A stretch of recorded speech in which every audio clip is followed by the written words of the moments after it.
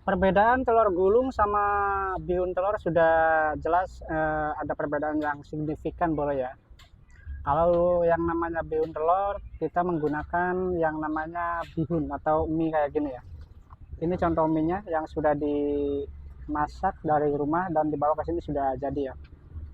Nah, untuk telur gulung sendiri di sini kita menggunakan telur aja tanpa ada campuran mie-nya ya. Itu yang membedakan bihun telur sama telur gulung ya.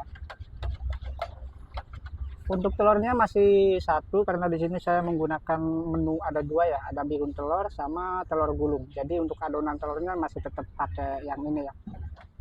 Seperti itu teman-teman ya, yang membedakan antara bihun telur sama telur gulung.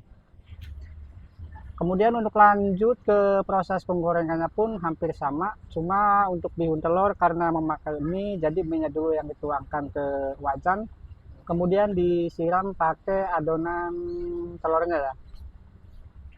Saya praktekkan proses penggorengan bihun telur dulu ya. Kita coba minyaknya sudah panas apa belum. Kalau seperti ini menandakan kalau minyaknya sudah panas ya dan siap untuk memasukkan minyak ke minyak. Kita coba.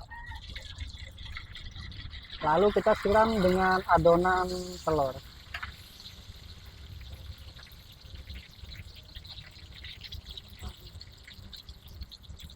Ini sebagai contoh aja teman-teman ya.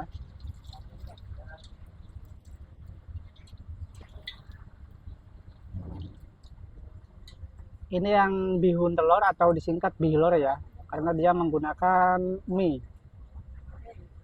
Sekali lagi saya praktekkan proses penggorengannya ya. Kita ambil minyak dulu, kemudian kita taruh di minyak. Ketika dia sudah naik, lalu kita siram pakai telurnya ya. Lanjut kita gulung.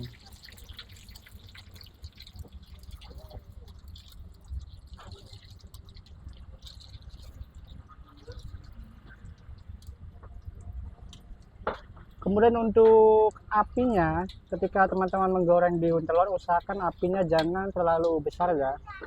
Karena apa? Karena kalau apinya terlalu besar, nanti yang ada mie-nya yang bakal garing duluan ketika berada di minyak ya. Kemudian teman-teman nanti bakalan susah untuk menempelkan tusuknya ke mie-nya itu. Nggak bakalan nempel, karena apa? Karena sudah garing duluan.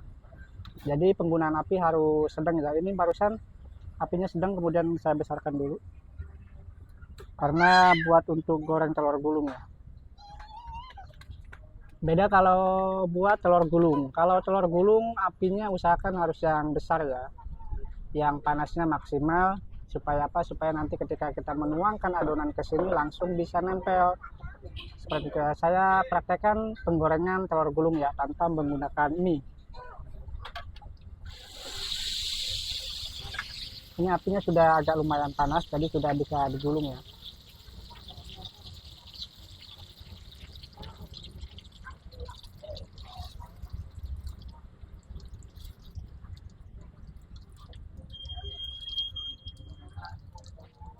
Ini tampilan atau bentuk telur gulung ya, yang beda sama bihun telur tadi.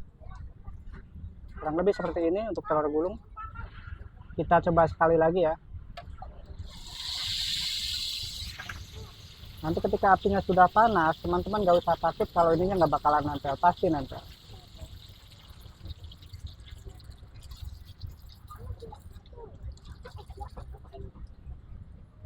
Ini ya. Nah, jadi itu teman-teman ya perbedaan dari segi panas api juga ada, kemudian dari segi bahannya juga ada antara telur gulung sama bihun telur ya. Kalau untuk bihun telur apinya jangan gede-gede, kalau buat telur gulung apinya harus besar ya. Ketika proses penggorengannya. Seperti itu, semoga bermanfaat buat teman-teman. Semoga teman-teman semua diberikan kemudahan dalam mencari rezeki. Sukses selalu. Semangat.